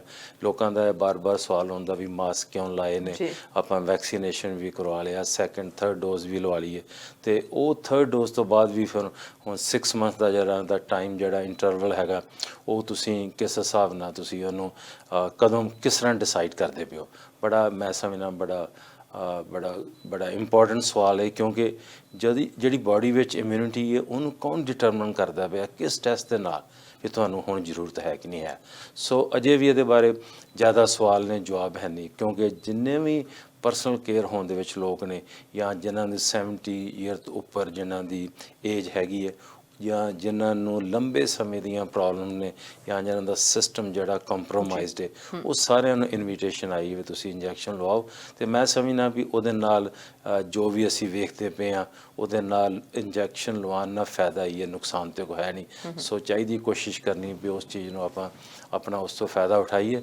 ਤੇ ਕਈ ਵਾਰੀ ਲੋਕ ਇਹ ਕਹਿੰਦੇ ਨੇ ਵੀ ਇਹ ਫ੍ਰੀ ਦੇ ਇੰਜੈਕਸ਼ਨ ਨੇ, ਫ੍ਰੀ ਦੇ ਕੋਈ ਨਹੀਂ, ਟੈਕਸ ਪੇਅਰ ਇਹਨੂੰ ਫੰਡ ਕਰਦੇ ਨੇ ਵਨ ਵੇ ਔਰ ਦੀ ਅਦਰ, ਕਿਸੇ ਨਾ ਕਿਸੇ ਤਰੀਕੇ ਨਾਲ ਤੁਹਾਨੂੰ ਇਹ ਪੇ ਕਰਨਾ ਹੀ ਪੈਂਦਾ, ਪਰ ਡਾਇਰੈਕਟਲੀ ਪੇਮੈਂਟ ਕੋਈ ਨਹੀਂ ਇਸ ਟਾਈਮ ਦੇ ਨਾਲ। ਜਿਹੜਾ ਕੋਵਿਡ ਦਾ ਜਿਹੜਾ ਐਂਟੀਜਨ ਟੈਸਟ ਹੈ ਉਹ ਸਾਰੀਆਂ ਫਾਰਮੇਸੀਜ਼ ਤੋਂ ਅਵੇਲੇਬਲ ਹੈ, ਜਾ ਕੇ ਆਪਣੇ ਫਾਰਮੇਸੀ ਤੋਂ ਲਓ ਤਾਂ ਕਿ ਘਰ ਰੱਖੋ। ਜੇ ਤੁਸੀਂ ਕਈ ਵਾਰੀ ਆਪ ਵੀ ਟੈਸਟ ਕਰਨਾ, ਉਹਦੀ ਇਨਫੋਰਮੇਸ਼ਨ ਸਾਰੀ ਅਵੇਲੇਬਲ ਉਸ ਤੋਂ ਯੂਜ਼ ਕਰਨੀ। ਸੋ ਇਹ ਗੱਲ ਬੜੀ ਜ਼ਰੂਰੀ ਸੀ, ਅਪਡੇਟ ਮੈਂ ਹਰ ਪ੍ਰੋਗਰਾਮ 'ਚ ਕਰਨੀ ਹੈ, ਕਿਉਂਕਿ ਕੋਈ ਇਹਦੀ ਕਹਾਣੀ ਜਿਹੜੀ ਹੈ ਨਾ ਇਹਦੀ ਬਦਲਦੀ ਪਈ ਹੈ। ਸੋ ਡਾਇਬਟੀਜ਼ ਦੀ ਆਪਾਂ ਅਰਸ਼ ਡਾਇਬਟੀਜ਼ ਦੀ ਗੱਲ ਕਰੀਏ ਕਿ ਜਿਹੜੀ ਸ਼ੂਗਰ ਹੈ ਨੈਚੁਰਲੀ ਸਾਡੀ ਬਾਡੀ ਵਿੱਚ, ਮੈਂ ਦੱਸਣਾ ਚਾਹੁੰਦਾ ਵੀ ਸ਼ੂਗਰ ਬੜੀ ਇੰਪੋਰਟੈਂਟ ਹੈ, ਕਿਉਂ ਆਪਾਂ ਜੇ ਸ਼ੂਗਰ ਜਦੋਂ ਕਿਸੇ ਵੀ ਫਾਰਮ ਵਿੱਚ ਖਾਂਦੇ ਹਾਂ ਉਹ ਜਾ ਕੇ ਗਲੂਕੋਸ ਕਨਵਰਟ ਹੁੰਦੀ ਹੈ। ਜਿਹੜਾ ਗਲੂਕੋਸ ਹੈ ਸਾਡੇ ਖੂਨ ਵਿੱਚ ਜਾ ਕੇ ਤੇ ਸਾਡੇ ਸੈਲਸ ਨੂੰ ਫੰਕਸ਼ਨ ਕਰਨ ਵਾਸਤੇ, ਐਨਰਜੀ ਵਾਸਤੇ ਬਹੁਤ ਕਰੂਸ਼ੀਅਲ ਹੈ। ਇਸ ਤੋਂ ਬਿਨਾਂ ਕੰਮ ਨਹੀਂ ਚੱਲ ਸਕਦਾ, ਬਾਡੀ ਚੱਲ ਨਹੀਂ ਸਕਦੀ। ਉਹ ਜਿਹੜਾ ਸ਼ੂਗਰ ਹੈ, ਜਦੋਂ ਜਿਹੜਾ ਗਲੂਕੋਸ ਹੈ ਉਹਨੇ ਜਦੋਂ ਸੈੱਲ ਦੇ ਵਿੱਚ ਪੈਨੀਟਰੇਟ ਕਰਨਾ, ਉਹਦੀ ਜਿਹੜੀ ਚਾਬੀ ਹੈ ਨਾ ਉਹ ਹੈਗੀ ਹੈ ਉਹਦੇ ਹੱਥ ਦੇ ਵਿੱਚ, ਪੈਂਕਰੀਆਸ ਦੇ, ਜਿਹੜਾ ਸਾਡਾ ਬਾਡੀ ਦੇ ਵਿੱਚ ਇੱਕ ਆਰਗੇਨਿਜ਼ਮ ਹੈ ਮੇਨ। ਜਿਹੜਾ ਉਹ ਪੈਂਕਰੀਆਸ ਹੈ ਉੱਥੋਂ ਇਨਸੂਲਿਨ ਬਣਾਉਂਦਾ। ਉਹ ਜਿਹੜੀ ਇਨਸੂਲਿਨ ਹੈ ਨਾ ਉਹ ਚਾਬੀ ਹੈ। ਜਿੰਨੀ ਦੇਰ ਤੱਕ ਉਹ ਚਾਬੀ ਬਾਡੀ ਵਿੱਚ ਕੰਮ ਕਰਦੀ ਪਈ ਹੈ, ਉਹ ਜਿਹੜਾ ਸ਼ੂਗਰ ਜਿਹੜਾ ਨਾ ਦੇ ਵਿੱਚ ਸੈੱਲ ਵਿੱਚ ਜਾਏਗਾ ਤੇ ਬਾਡੀ ਪ੍ਰੋਪਰਲੀ ਫੰਕਸ਼ਨ ਕਰੇਗੀ। ਕਿਸੇ ਵੀ ਕਾਰਨ ਕਰਕੇ ਜਦੋਂ ਜਿਹੜੀ ਇਨਸੂਲਿਨ ਹੈ ਜਾਂ ਉਹ ਘੱਟ ਹੋਏ ਜਾਂ ਉਹ ਕੰਮ ਨਾ ਕਰੇ ਜਾਂ ਬਿਲਕੁਲ ਨਾ ਬਣੇ, ਉਸ ਟਾਈਮ ਦੇ ਵਿੱਚ ਜਿਹੜਾ ਬਾਡੀ ਦੇ ਵਿੱਚ ਸ਼ੂਗਰ ਵੱਧ ਜਾਂਦਾ। ਤੇ ਉਹਦੇ ਅੱਗੇ ਜਾ ਕੇ ਮੈਂ ਐਕਸਪਲੇਨ ਕਰਾਂਗਾ ਕਿ ਉਹਦੇ ਸਾਈਡ ਇਫੈਕਟਸ ਕੀ ਨੇ, ਕੀ ਹੁੰਦਾ, ਕੀ ਸਿੰਪਟਮ ਨੇ। ਸੋ ਬੇਸਿਕਲੀ ਇੰਨਾ ਹੀ ਮੈਂ ਅੱਜ ਥੋੜ੍ਹਾ ਜਿਹਾ ਹੌਲੀ ਮੈਂ ਗੱਲ ਕਰਨੀ ਚਾਹੁੰਦਾ, ਥੋੜ੍ਹਾ ਜਿਹਾ ਪੇਸ ਆਪਣਾ ਸਲੋ ਕਰਨਾ, ਤਾਂ ਕਿ ਸਾਰਿਆਂ ਦੇ ਮੈਂ ਚਾਹੁੰਦਾ ਵੀ ਇਹ ਜਿਹੜੀ ਕਨਵਰਸੇਸ਼ਨ ਹੈ ਨਾ ਆਪਾਂ ਇਹਨੂੰ ਸਮਝੀਏ, ਸਮਝਣ ਦੀ ਕੋਸ਼ਿਸ਼ ਕਰੀਏ। ਪਰ ਜਿਹੜਾ ਤੁਹਾਡਾ ਫਾਈਨਲ ਆਨਸਰ ਹੈ ਉਹ ਤੁਹਾਡਾ ਪ੍ਰਾਇਮਰੀ ਡਾਕਟਰ ਹੈ ਜਾਂ ਤੁਹਾਡਾ ਫੈਮਿਲੀ ਡਾਕਟਰ ਹੈ ਜਾਂ ਤੁਹਾਡਾ ਇੰਟਰਨਸ ਜਾਂ ਤੁਹਾਡਾ ਐਂਡੋਕਰਨੋਲੋਜਿਸਟ ਜਾਂ ਤੁਹਾਡੇ ਕੋਈ ਸਪੈਸ਼ਲਿਸਟ ਨੇ ਜਾਂ ਤੁਹਾਡਾ ਹੋਮਿਓਪੈਥਿਕ ਜਾਂ ਕੋਈ ਆਯੁਰਵੈਦਿਕ ਤੁਹਾਡਾ ਫਿਜ਼ੀਸ਼ੀਅਨ ਹੈ, ਨੈਚੁਰੋਪੈਥ ਹੈ। ਸਾਰੇ ਜਿਹੜੇ ਕੋਲੈਕਟਿਵਲੀ ਜਿਹੜਾ ਡਾਇਬਟੀਜ਼ ਦੇ ਮਗਰ ਪਏ ਨੇ ਇਹਨੂੰ ਠੀਕ ਕਰਨ ਵਾਸਤੇ। ਸੋ ਇਹਦੇ ਬਾਰੇ ਆਪਾਂ ਹਿਸਟਰੀ ਵੀ ਬਾਅਦ ਗੱਲ ਕਰਾਂਗੇ, ਦੇਸੀ ਇਲਾਜ ਦੀ ਵੀ ਗੱਲ ਕਰਾਂਗਾ ਮੈਂ। ਇਸ ਤੋਂ ਇਲਾਵਾ ਇਹ ਵੀ ਦੇਖਾਂਗੇ ਵੀ ਦੁਨੀਆ ਦੇ ਵਿੱਚ ਕਰੋੜਾਂ ਲੋਕ ਨੇ ਜਿਨ੍ਹਾਂ ਨੂੰ ਮੈਡੀਸਨ ਨਹੀਂ ਮਿਲਦੀਆਂ, ਉਹ ਕਿਸ ਤਰ੍ਹਾਂ ਸਰਵਾਈਵ ਕੀਤਾ। ਜਿਨ੍ਹਾਂ ਲੋਕਾਂ ਕੋਲ ਕੋਈ ਚੀਜ਼ ਨਹੀਂ ਸੀ ਹੈਗੀ ਉਹ ਵੀ ਸਰਵਾਈਵ ਕਰਦੇ ਪਏ ਨੇ। ਕਈ ਇਹੋ ਜਿਹੀਆਂ ਜਗ੍ਹਾ ਨੇ ਜਿੱਥੇ ਲੋਕਾਂ ਦੀ ਉਮਰ 100 ਸਾਲ ਤੱਕ ਉਹਨਾਂ ਨੂੰ ਸ਼ੂਗਰ ਦਾ ਨਾਂ ਨਿਸ਼ਾਨ ਨਹੀਂ। ਕਈ ਤਰ੍ਹਾਂ ਦੀਆਂ ਗੱਲਾਂ ਕਰਨ ਵਾਲੀਆਂ ਨੇ। ਸੋ ਪਹਿਲੀ ਗੱਲ ਤਾਂ ਵੀ ਜਿਹੜਾ ਬਾਡੀ ਦੇ ਵਿੱਚ ਜਿਹੜਾ ਸ਼ੂਗਰ ਜਾ ਕੇ ਤੇ ਆਪਣੀ ਸੈਲਸ ਨੂੰ ਕੰਮ ਕਰਨ ਵਾਸਤੇ ਇੰਪੋਰਟੈਂਟ ਹੈ। ਕਿਸੇ ਵੀ ਕਾਰਨ ਕਰਕੇ ਜਦੋਂ ਇਨਸੂਲਿਨ ਨਹੀਂ ਬਣਦੀ ਜਾਂ ਤੁਹਾਡੀ ਜਾਂ ਕੰਮ ਨਹੀਂ ਕਰਦੀ ਜਾਂ ਫਿਰ ਘਾਟੇ ਤੇ ਪ੍ਰੋਬਲਮ ਆਉਂਦੀ ਹੈ। ਜੀ ਬਿਲਕੁਲ ਜੀ। ਸੋ ਇਹ ਹੈ ਕਿ ਸ਼ੂਗਰ ਦੀ ਬਿਮਾਰੀ ਜਿਹੜੀ ਆ ਸੱਚਮੁੱਚ ਬਹੁਤ ਸਾਰੇ ਲੋਕਾਂ ਤੱਕ ਅੱਜ ਪਹੁੰਚ ਗਈ ਹੈ। ਸੋ ਜਿਵੇਂ ਤੁਸੀਂ ਕਿਹਾ ਕਿ ਪ੍ਰੋਬਲਮ ਕਰਦੀ ਹੈ, ਇਹ ਹੁੰਦੀ ਕਿਉਂ ਆ, ਸ਼ੁਰੂ ਕਿੱਥੋਂ ਹੁੰਦੀ ਹੈ? ਦੇਖੋ ਪਹਿਲੀ ਗੱਲ ਤੇ ਇਹ ਵੀ ਜਿਹੜਾ ਸਾਡੇ ਬਾਡੀ ਵਿੱਚ ਪੈਂਕਰੀਆਸ ਉਹ ਇਨਸੂਲਿਨ ਬਣਾਉਂਦਾ। ਜਿਹੜਾ ਟਾਈਪ 1 ਹੁੰਦੀ ਹੈ ਸਾਡੀ ਬਾਡੀ ਦੇ ਵਿੱਚ, ਜਿਹੜੇ ਸਾਡੀ ਬਾਡੀ ਹੈ ਆਪਣੀ ਬਾਡੀ ਦੇ ਬਰਖਲਾਫੀ ਕੰਮ ਕਰਨਾ ਸ਼ੁਰੂ ਕਰ ਦਿੰਦੀ। ਉਹ ਜਿਹੜਾ ਪੈਂਕਰੀਆਸ ਦੇ ਵਿੱਚ ਜਿਹੜੇ ਬੀਟਾ ਸੈਲਸ ਨੇ ਜਿੱਥੋਂ ਕਿ ਇਨਸੂਲਿਨ ਬਣਦੀ ਉਹਨਾਂ ਨੂੰ ਮਾਰ ਦਿੰਦਾ। ਆਪਣੇ ਆਪ ਮਰ ਜਾਂਦੇ ਨੇ। ਜਦੋਂ ਮਰ ਜਾਂਦੇ ਨੇ ਤੇ ਇਹਦੀ ਪ੍ਰੈਜੈਂਟੇਸ਼ਨ ਮੋਸਟਲੀ ਹੁੰਦੀ ਹੈ ਛੋਟੀ ਉਮਰ ਦੇ ਵਿੱਚ, ਪਰ ਹੁਣ ਇਹ ਵੀ ਦੇਖਿਆ ਗਿਆ ਕਿ ਲੇਟ ਉਮਰ 'ਚ ਵੀ ਕਈ ਵਾਰੀ ਇਹ ਕੰਮ ਹੋ ਸਕਦਾ। ਇੱਕ ਤੇ ਹੈਗਾ ਉਹਨੂੰ ਕਹਿੰਦੇ ਟਾਈਪ 1 ਵੀ ਜਿਹਦੇ ਵਿੱਚ ਬਿਲਕੁਲ ਇਨਸੂਲਿਨ ਹੈ ਹੀ ਨਹੀਂ। ਸੈਕੰਡ ਹੁੰਦੀ ਹੈ ਵੀ ਇਨਸੂਲਿਨ ਤੇ ਹੈ ਪਰ ਉਹ ਪੂਰੀ ਕੰਮ ਨਹੀਂ ਕਰਦੀ ਪਈ। ਉਹ ਕਿਸੇ ਤਰੀਕੇ ਨਾਲ ਕਈ ਕਾਰਨਾਂ ਕਰਕੇ ਉਹਦਾ ਕੰਮ ਘਟ ਗਿਆ ਜਾਂ ਉਹਦਾ ਜਿਹੜਾ ਨਾ ਉਹ ਜਿਹੜੀ ਚਾਬੀ ਉਹ ਪੂਰੀ ਤਰ੍ਹਾਂ ਕੰਮ ਨਹੀਂ ਕਰਦੀ ਵੀ ਉਹ ਸੈਲਸ ਦੇ ਵਿੱਚ ਸ਼ੂਗਰ ਨੂੰ ਅੰਦਰ ਖੜਨ ਦੇ ਵਿੱਚ ਕਾਮਯਾਬ ਨਹੀਂ ਹੈਗੀ, ਉਹ ਸੈਕੰਡ ਹੈ। ਥਰਡ ਇੱਕ ਹੁੰਦੀ ਹੈ ਕਿ ਜਦੋਂ ਆਪਾਂ ਗਰਭਵਤੀ ਕੀ ਕਹਿੰਦੇ ਗਰਭਵਤੀ ਜਿਹੜੀਆਂ ਔਰਤਾਂ ਨੇ ਜਿਹੜੀਆਂ ਪ੍ਰੈਗਨੈਂਟ ਨੇ ਲੇਡੀਜ਼ ਜਿਹੜੀਆਂ, ਉਹਨਾਂ ਦੇ ਵਿੱਚ ਜਦੋਂ ਪ੍ਰੈਗਨੈਂਸੀ ਦੇ ਟਾਈਮ ਜਿਹੜੀ ਸ਼ੂਗਰ ਉਹ ਵੱਧ ਜਾਂਦੀ ਹੈ, ਉਸ ਟਾਈਮ ਦੇ ਵਿੱਚ ਜਿਹੜੀ ਜੈਸਟੇਸ਼ਨਲ ਡਾਇਬੀਟੀਜ਼ ਹੈ ਉਹ ਸਿਰਫ ਉਸ ਟਾਈਮ ਦੇ ਵਿੱਚ ਹੀ ਹੁੰਦੀ ਹੈ, ਫਿਰ ਉਹ ਹੌਲੀ ਹੌਲੀ ਘਟ ਕੇ ਪ੍ਰੈਗਨੈਂਸੀ ਦੀ ਜਾਂ ਡਿਲੀਵਰੀ ਤੋਂ ਬਾਅਦ ਉਹ ਠੀਕ ਹੋ ਜਾਂਦੀ ਹੈ। ਇੱਕ ਹੁੰਦੀ ਹੈ ਇਨ ਬਿਟਵੀਨ ਕਿ ਪ੍ਰੀ ਡਾਇਬੈਟਿਕ ਸਟੇਜ, ਵੀ ਤੁਹਾਡਾ ਪੂਰਾ ਡਾਇਗਨੋਸਿਸ ਨਹੀਂ ਬਣਿਆ ਪਰ ਫਿਰ ਵੀ ਤੁਸੀਂ ਬਾਰਡਰ ਤੇ ਖੜੇ ਹੋ, ਕਈ ਵਾਰੀ ਤੁਹਾਡੀ ਸ਼ੂਗਰ ਵੱਧ ਜਾਂਦੀ ਹੈ, ਕਈ ਵਾਰੀ ਘਟ ਜਾਂਦੀ ਹੈ, ਵਿਚਕਾਰ ਜੇ ਹੁੰਦੀ ਹੈ ਤਾਂ ਪ੍ਰੀ ਡਾਇਬੈਟਿਕ ਸਟੇਜ ਹੈ। ਇੱਕ ਹੁੰਦੀ ਹੈ ਗਲੂਕੋਸ ਜਿਹੜੀ ਇੰਟੋਲਰੈਂਸ, ਵੀ ਤੁਸੀਂ ਇੱਕਦਮ ਹੀ ਤੁਹਾਡੀ ਗਲੂਕੋਸ ਵੱਧ ਗਈ, ਸ਼ੂਗਰ ਵੱਧ ਜਾਂਦੀ ਹੈ ਪਰ ਫਿਰ ਕਈ ਵਾਰੀ ਠੀਕ ਹੋ ਜਾਂਦੀ ਹੈ ਆਪਣੇ ਆਪ। ਸੋ ਓਵਰਆਲ ਜਿਹੜਾ ਨਾ ਆਪਣਾ ਪ੍ਰੋਗਰਾਮ ਦੇਖਣ ਵਾਲਿਆਂ ਵਾਸਤੇ ਇੰਨੀ ਜਿਹੜੀ ਸਿੰਪਲ ਗੱਲ ਇੰਪੋਰਟੈਂਟ ਹੈ ਕਿ ਜਦੋਂ ਤੁਹਾਡੀ ਬਾਡੀ ਵਿੱਚ ਸ਼ੂਗਰ ਤੁਹਾਡਾ ਕੰਮ ਨਹੀਂ ਕਰਦੀ ਪਈ, ਜਦੋਂ ਉਹ ਵੱਧ ਜਾਂਦੀ ਹੈ ਤਾਂ ਉਹ ਸਾਰੀ ਬਾਡੀ ਦਾ ਕੋਈ ਹਿੱਸਾ ਨਹੀਂ ਜਿਹਦੇ ਵਿੱਚ ਉਹ ਨੁਕਸਾਨ ਨਹੀਂ ਕਰਦੀ। ਉਹਦੇ ਵਿੱਚੋਂ ਫਿਰ ਇਹ ਹੁੰਦਾ ਵੀ ਸ਼ੁਰੂ ਦੇ ਵਿੱਚ ਕੀ ਹੁੰਦੀ, ਸਿੰਪਟਮ ਕੀ ਨੇ ਜਿਹੜੇ ਮੈਂ ਸਮਝਣਾ ਕਿ ਸਾਰਿਆਂ ਨੇ ਕਹਿਣਾ ਵੀ ਇਹਦੇ ਲੱਛਣ ਕੀ ਨੇ। ਸੋ ਉਹ ਕਿਸ ਤਰੀਕੇ ਨਾਲ ਉਹਦੀ ਪ੍ਰੈਜੈਂਟੇਸ਼ਨ ਕੀ ਹੈ। ਤੁਸੀਂ ਪਹਿਲੀ ਗੱਲ ਤੇ ਆ ਵੀ ਰਿਸਕ ਫੈਕਟਰ ਦੀ ਗੱਲ ਮੈਂ ਕਰ ਲਵਾਂਗਾ, ਭੁੱਲ ਗਿਆ ਵਿੱਚ ਹੀ। ਜਿਹੜੇ ਰਿਸਕ ਫੈਕਟਰ ਨੇ, ਇੱਕ ਤੇ ਆ ਵੀ ਜਿਹੜੀ ਫੈਮਿਲੀ ਵਿੱਚ ਪਹਿਲਾਂ ਹੋਈ ਹੈ ਉੱਥੇ ਵੀ ਹੋਣ ਦੇ ਚਾਂਸ ਜੈਨੇਟਿਕ ਹੋ ਸਕਦੀ ਹੈ। ਹਾਂਜੀ, ਦੂਸਰਾ ਹੁੰਦਾ ਵੀ ਤੁਹਾਡਾ ਭਾਰ ਵਧਿਆ, ਤੀਸਰਾ ਹੁੰਦਾ ਵੀ ਤੁਹਾਡੀ ਜਿਹੜੀ ਨਾ ਲਾਈਫ ਸਟਾਈਲ ਬੜਾ ਮਾੜਾ ਜੀ, ਤੁਹਾਡੀ ਐਕਸਰਸਾਈਜ਼ ਬੜੀ ਪੂਅਰ ਹੈ, ਤੁਸੀਂ ਹਫਤੇ 'ਚ 3 ਵਾਰੀ ਤੋਂ ਘੱਟ ਜਿਹੜਾ ਨਾ ਫਿਜ਼ੀਕਲ ਐਕਟੀਵਿਟੀ ਕਰਦੇ ਪਏ, ਤੁਸੀਂ ਬਿਲਕੁਲ ਹੀ ਬੈਠੇ ਹੀ ਰਹੇ ਹੋ, ਕੋਈ ਕੰਮ ਨਹੀਂ ਕੀਤਾ, ਬਾਹਰ ਨਹੀਂ ਨਿਕਲੇ, ਹੱਥ ਪੈਰ ਨਹੀਂ ਹਿਲਾਏ। ਖਾਸ ਕਰਕੇ ਕੋਵਿਡ-19 ਦੇ ਵਿੱਚ ਬੜਾ ਵੱਡਾ ਸਿਆਪਾ ਰਿਹਾ ਕਿ ਲੋਕ ਟੀਵੀ ਵੇਖਦੇ ਰਹੇ, ਗੱਪਸ਼ਪ ਮਾਰਦੇ ਰਹੇ, ਸ਼ਰਾਬ ਪੀਂਦੇ ਰਹੇ। ਕਾਫੀ ਲੋਕਾਂ ਨੇ ਆਪਣੀ ਬਾਡੀ ਦਾ ਸਤਿਆਨਾਸ਼ ਕਰ ਲਿਆ, ਬਾਡੀ ਦਾ ਸਾਈਜ਼ ਵਧਾ ਲਿਆ, ਪੇਟੀ ਦਾ ਸਾਈਜ਼ ਵੱਧ ਗਿਆ, ਗਲੇ ਦਾ ਸਾਈਜ਼ ਵੱਧ ਗਿਆ। ਸੋ ਇਹ ਜਿਹੜੀਆਂ ਸਾਰੀਆਂ ਗੱਲਾਂ ਹੋਣ ਦੇ ਨਾਲ ਸ਼ੂਗਰ ਜਿਹੜੀ ਵੱਧਦੀ ਹੈ। ਇਸ ਤੋਂ ਇਲਾਵਾ ਇਹ ਵੀ ਵੇਖਿਆ ਗਿਆ ਵੀ ਸ਼ੂਗਰ ਜਿਹੜੇ ਲੋਕ ਆਪਣੀ ਬਾਡੀ ਨੂੰ ਐਕਸੈਸਿਵ ਜਿਹੜਾ ਨਾ ਇਹਦੇ ਨਾਲ ਅਲਕੋਹਲ ਨਾਲ ਅਬਿਊਜ਼ ਕਰਦੇ ਨੇ, ਉਹਨਾਂ ਦਾ ਵੀ ਬੜਾ ਅਸਰ ਪੈਂਦਾ। ਇਸ ਤੋਂ ਇਲਾਵਾ ਕਈ ਵਾਰੀ ਕੋਈ ਪੈਂਕਰੀਆਸ ਦੀ ਇਨਫੈਕਸ਼ਨ ਵਗੈਰਾ ਹੋ ਜੇ, ਉਹਦੇ ਨਾਲ ਵੀ ਇਹ ਕੰਮ ਵੱਧ ਜਾਂਦਾ। ਪਰ ਜਿਹੜੀ ਦੀ ਪ੍ਰੈਜੈਂਟੇਸ਼ਨ ਸ਼ੁਰੂ ਵਿੱਚ ਇਸ ਤਰ੍ਹਾਂ ਹੁੰਦੀ ਹੈ ਕਿ ਤੁਹਾਨੂੰ ਪਿਆਸ ਬੜੀ ਲੱਗਦੀ ਹੈ, ਕਿਉਂਕਿ ਜਿਹੜੀ ਸ਼ੂਗਰ ਹੈ ਇਹਦਾ ਬਾਡੀ ਦੇ ਵਿੱਚ ਜਦੋਂ ਸ਼ੂਗਰ ਵੱਧ ਜਾਂਦੀ ਹੈ ਤੁਹਾਡਾ ਜਿਹੜਾ ਉਹਨੂੰ ਫਲੂਇਡ ਨੂੰ ਵੀ ਰਿਟੇਨ ਕਰਦੀ ਹੈ। ਤੁਸੀਂ ਨੋਟ ਕੀਤਾ ਹੋਣਾ ਕਿ ਕਈ ਵਾਰੀ ਲੋਕਾਂ ਦਾ ਚੰਗਾ ਭਲਾ ਫੇਸ ਹੁੰਦਾ, ਬਿਲਕੁਲ ਉਹਨਾਂ ਨੇ ਕੋਈ ਸੋਚ ਨਹੀਂ ਹੁੰਦੀ, ਪਰ ਆਲ ਆਫ ਅ ਸਡਨ ਮੂੰਹ ਉਹਨਾਂ ਦਾ ਫੁੱਲਣਾ ਸ਼ੁਰੂ ਹੋ ਜਾਂਦਾ, ਉਹਨਾਂ ਦੀਆਂ ਜਿਹੜੀਆਂ ਚੀਕਸ ਨੇ ਇੱਥੇ ਤੁਸੀਂ ਸਵੈਲਿੰਗ ਦੇਖਦੇ ਹੋ, ਅੱਖਾਂ ਦੇ ਆਲੇ ਦੁਆਲੇ ਤੁਹਾਨੂੰ ਸੋਜ ਜਿਹੜੀ ਇਹਨਾਂ ਵੇਖ ਨੋਟ ਕਰਦੇ ਹੋ। ਜਾਂ ਉਹ ਕਦੀ ਕਦੀ ਬੈਠੇ ਨੋਟ ਕਰੋ ਵੀ ਉਹ ਟਾਇਰਡ ਜੇ ਹੁਣ ਬੈਠੇ ਨੀਂਦ ਆ ਜੇ, ਸੌਂ ਜਾਂਦੇ ਨੇ, ਕਿਤੇ ਘਰ ਬੈਠੇ ਨੇ, ਕੋਈ ਪਾਰਟੀ 'ਚ ਗਏ ਨੇ ਜਾਂ ਕਿਸੇ ਨਾਲ ਗੱਲਬਾਤ ਕੀਤਿਆਂ ਉਹਨਾਂ ਨੇ ਸੌਂ ਜਾਣਾ। ਕਈ ਵਾਰੀ ਇਹ ਵੀ ਵੇਖਿਆ ਗਿਆ ਵੀ ਤੁਸੀਂ ਡਰਾਈਵ ਕਰਦੇ ਪਏ ਹੋ ਤੇ ਰੈੱਡ ਲਾਈਟ ਤੇ ਖੜੇ ਹੋ, ਤੁਸੀਂ ਬੜੇ ਟਾਇਰਡ ਫੀਲ ਕਰਦੇ ਪਏ ਹੋ। ਆਲ ਆਫ ਅ ਸਡਨ ਜਿਹੜਾ ਬਾਡੀ ਦੇ ਵਿੱਚ ਬੜੀ ਲਥਾਰਜੀ ਹੈ, ਐਕਟੀਵਿਟੀ ਹੈ ਨਹੀਂ, ਕਿਉਂਕਿ ਇਹ ਸਾਰੀਆਂ ਗੱਲਾਂ ਤਾਂ ਹੋ ਰਹੀਆਂ ਨੇ ਕਿ ਅਗੇਨ ਬੈਕ ਟੂ ਜਿਹੜਾ ਨਾ ਬੇਸਿਕ ਜਿਹੜੀ ਸ਼ੂਗਰ ਹੈ, ਉਹ ਜਿਹੜੇ ਗਲੂਕੋਸ ਹੈ instead of giving energy body ਨੂੰ, ਉਹ ਸਾਰੀ ਉਹਦੀ ਅਕਮੂਲੇਸ਼ਨ ਹੋ ਕੇ ਸ਼ੂਗਰ ਦੀ ਬਲੱਡ ਸਟਰੀਮ ਦੇ ਵਿੱਚ ਉਹ ਨੁਕਸਾਨ ਕਰਦਾ ਪਿਆ। ਸੋ ਇਸ ਤੋਂ ਇਲਾਵਾ ਤੁਸੀਂ ਫੀਲ ਕਰਦੇ ਹੋ ਬਾਰ-ਬਾਰ ਤੁਹਾਨੂੰ ਪਿਸ਼ਾਬ ਆਉਂਦਾ, ਭੁੱਖ ਲੱਗਦੀ ਹੈ, ਰਾਤ ਨੂੰ ਉੱਠਦੇ ਪਿਓ, ਆਲ ਆਫ ਅ ਸਡਨ ਤੁਸੀਂ ਕਦੀ ਵੀ ਆਪਣੀ ਕੋਈ ਡਾਈਟ ਨਹੀਂ ਚੇਂਜ ਕੀਤੀ ਪਰ ਤੁਹਾਡਾ ਭਾਰ ਘਟ ਗਿਆ। ਸੋ ਇਹ ਜਿਹੜੀਆਂ ਮੇਨ ਗੱਲਾਂ ਨੇ ਜਿਹੜੀਆਂ ਹੋ ਸਕਦਾ ਇੱਕ ਦੋ ਭੁੱਲ ਗਿਆ ਹਾਂ ਮੇਰੀ ਏਜ ਦੇ ਹਿਸਾਬ ਨਾਲ, ਮੈਂ ਹੁਣ 68 ਸਾਲ ਦਾ ਹੋ ਰਿਹਾ, ਮੈਨੂੰ ਗੱਲ ਕਈ ਵਾਰੀ ਪੂਰੀ ਯਾਦ ਵੀ ਨਹੀਂ ਰਹਿੰਦੀ, ਮੈਨੂੰ ਵੇਖਣਾ ਪੈਂਦਾ ਵੀ ਕੋਈ ਗੱਲ ਭੁੱਲ ਨਾ ਜਾਵਾਂ। ਪਰ ਇਹ ਕਨਵਰਸੇਸ਼ਨ ਹੈ, ਇਹਦੇ ਵਿੱਚ ਜੇ ਤੁਸੀਂ ਵਾਚ ਕਰਦੇ ਆ ਇਹਦੇ ਵਿੱਚ ਕੋਈ ਐਡ ਕਰਨੀ ਗੱਲ ਥੋੜ੍ਹਾ ਜਿਹਾ ਆਪ ਵੀ ਪੜ੍ਹ ਲਓ, ਪਰ ਇਹ ਮੇਨ ਨੇ ਗੱਲਾਂ। ਸੋ ਜਾਂ ਫਿਰ ਤੁਹਾਡਾ ਇਹ ਆਲ ਆਫ ਅ ਸਡਨ ਜਿਹੜੀ ਤੁਹਾਡੀ ਵਿਜ਼ਨ 'ਤੇ ਫਰਕ ਪੈ ਜਾਂਦਾ, ਤੁਹਾਨੂੰ ਮਤਲਬ ਦਿਸਣ 'ਚ ਫਰਕ ਪੈਂਦਾ। ਚੰਗੇ ਭਲੇ ਸੀ, ਇੱਕਦਮ ਤੁਹਾਡੀ ਰੋਸ਼ਨੀ 'ਚ ਫਰਕ ਪੈ ਗਿਆ, ਤੁਸੀਂ ਗੱਡੀ ਚਲਾ ਰਹੇ ਹੋ ਜਾਂ ਤੁਸੀਂ ਆਪਣਾ ਲਾਇਸੈਂਸ ਲੈਣ ਲਈ ਗਏ ਹੋ, ਉਹਨਾਂ ਨੇ ਕਹਿਣਾ ਵੀ ਤੁਹਾਡੀ ਤੇ ਨਜ਼ਰ ਬੜੀ ਘਟ ਗਈ ਹੈ ਪਹਿਲਾਂ ਨਾਲੋਂ। ਸੋ ਇਹ ਗੱਲਾਂ ਸਾਰੀਆਂ ਜਦੋਂ ਹੁੰਦੀਆਂ ਨੇ ਉਹਨੂੰ ਵਾਚ ਕਰੋ। ਪਲੱਸ ਜਿਹੜਾ ਹੁੰਦਾ ਨਾ all of a sudden weight ਦਾ ਘਟਣਾ ਵੀ ਇੰਪੋਰਟੈਂਟ ਹੈ, ਪਰ ਵੇਟ ਦਾ ਵਧਣਾ ਵੀ ਨਾਲ ਇੰਪੋਰਟੈਂਟ ਹੈ। ਉਹ ਦੋਨਾਂ ਕਾਰਨਾਂ ਕਰਕੇ ਸ਼ੂਗਰ ਹੋ ਜਾਂਦੀ ਹੈ। ਹਰ ਇੱਕ ਦੀ ਬਾਡੀ ਵੱਖਰੀ ਹੈ। ਨੈਚੁਰਲੀ ਜਿਹੜੀ ਬਾਡੀ ਹੈ, ਜਦੋਂ ਜਦੋਂ ਆਪਾਂ ਨੂੰ ਸ਼ੂਗਰ ਨਹੀਂ ਕੰਟਰੋਲ ਹੁੰਦਾ ਤੇ ਜਿਹੜਾ ਗਲੂਕੋਸ ਬਾਡੀ ਦੇ ਵਿੱਚ ਉਹ ਫੈਟ ਬਣਾਉਣਾ ਸ਼ੁਰੂ ਕਰ ਦਿੰਦਾ। ਫਿਰ ਜਿਹੜਾ ਸਾਡਾ ਇੰਟਰਾ ਐਬਡੋਮੀਨਲ ਫੈਟ ਹੈ ਉਹ ਵਧਣਾ ਸ਼ੁਰੂ ਹੋ ਜਾਂਦਾ। ਪਹਿਲੇ ਜ਼ਮਾਨੇ ਵਿੱਚ ਇਹ ਕਹਿੰਦੇ ਸੀ ਵੀ ਜਿਹਦਾ ਪੇਟ ਨਹੀਂ ਹੈਗਾ ਉਹ ਪਤਾ ਨਹੀਂ ਉਹਨੂੰ ਉਹ ਖਾਂਦੇ ਪੀਂਦੇ ਕਰਦਾ ਨਹੀਂ ਹੈਗਾ। ਇਹ ਨਹੀਂ ਪਤਾ ਵੀ ਉਹ ਖਾਂਦੇ ਪੀਂਦੇ ਕਰਦਾ ਨਹੀਂ, ਉਹ ਸਿਆਪਾ ਪਾ ਰਿਹਾ ਆਪਣੇ ਆਪ ਨੂੰ। ਉਹ ਸ਼ੂਗਰ ਵਧਣੀ ਹੈ, ਜਿਹੜਾ ਸਾਡਾ ਐਬਡੋਮੀਨਲ ਫੈਟ ਹੈ ਉਹ ਸਾਡੀ ਇਨਸੂਲਿਨ ਨੂੰ ਕੰਮ ਨਹੀਂ ਕਰਨ ਦਿੰਦਾ।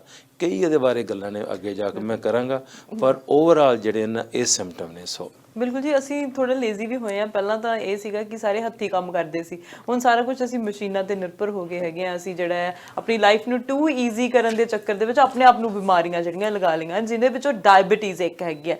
ਹੁਣ ਡਾਇਬੀਟੀਜ਼ ਜਿਵੇਂ ਆਪਾਂ ਪਹਿਲਾਂ ਵੀ ਗੱਲ ਕੀਤੀ ਹੈ ਕਿ ਘਰ ਦੇ ਵਿੱਚ 2-3 ਬੰਦਿਆਂ ਨੂੰ ਹੁੰਦੀਆਂ। ਹੁਣ ਜਿਨ੍ਹਾਂ ਕੋਲ ਜੈਨੇਟਿਕ ਹੀ ਜਿਹੜੀ ਹੈਗੀ ਆ, ਉਹਨਾਂ ਨੇ ਉਹ ਖਾਣ ਪੀਣ ਦਾ ਵੀ ਧਿਆਨ ਰੱਖਦੇ ਹੈਗੇ ਆ, ਵਾਕ ਵੀ ਕਰਦੇ ਆ, ਪਰ ਫਿਰ ਵੀ ਉਹਨਾਂ ਦੀ ਮਮ ਨੂੰ ਹੈਗੀ ਆ ਜਾਂ ਗ੍ਰੈਂਡ ਪੇਰੈਂਟਸ ਨੂੰ ਹੈਗੀ ਆ ਤਾਂ ਉਹਨਾਂ ਨੂੰ ਸ਼ੂਗਰ ਹੈਗੀ ਹੈ। ਸੋ ਉਹ ਉਹਨਾਂ ਦਾ ਵੀ ਇਹ ਸੇਮ ਹੀ ਕਾਰਨ ਹੁੰਦੇ ਆ, ਸੇਮ ਹੀ ਚੀਜ਼ਾਂ ਸਿੰਪਟਮ ਹੁੰਦੇ ਆ ਉਹਨਾਂ ਨੂੰ ਸਾਰਿਆਂ ਦੀ ਜਿਹੜੇ ਇਹਨਾਂ ਗੱਲਾਂ ਤੇ ਉਹੀ ਨੇ ਬਾਰ-ਬਾਰ ਕਿ ਪਰ ਜਿਹੜਾ ਉਹਨਾਂ ਦੇ ਵਿੱਚ ਜਿਹੜਾ ਬਾਡੀ ਦਾ ਜਿਹੜਾ ਦਾ ਮੇਕਅਪ ਇਸ ਹਿਸਾਬ ਨਾਲ ਹੈਗਾ ਕਿ ਉਹਨਾਂ ਦੇ ਚਾਂਸਸ ਨੇ ਜ਼ਿਆਦਾ ਕਿ ਸ਼ੂਗਰ ਉਹਨਾਂ ਨੂੰ ਹੋਏ। ਨਾਲ ਇਹ ਨਹੀਂ ਇਕੱਲਾ ਹੁੰਦਾ ਵੀ ਸ਼ੂਗਰ ਤੁਹਾਨੂੰ ਵੱਧ ਗਈ ਹੈ, ਤੁਹਾਡਾ ਜਿਹੜਾ ਮੈਟਾਬੋਲਿਕ ਸਿੰਡਰੋਮ ਬਣ ਜਾਂਦਾ, ਉਹਦੇ ਵਿੱਚ ਹੁੰਦਾ ਕਿ ਤੁਹਾਡਾ ਕੋਲੈਸਟਰੋਲ ਵੱਧਦਾ, ਤੁਹਾਡੇ ਪੇਟ ਦਾ ਸਾਈਜ਼ ਵੱਧਦਾ ਤੇ ਸ਼ੂਗਰ ਵੱਧਦੀ ਹੈ।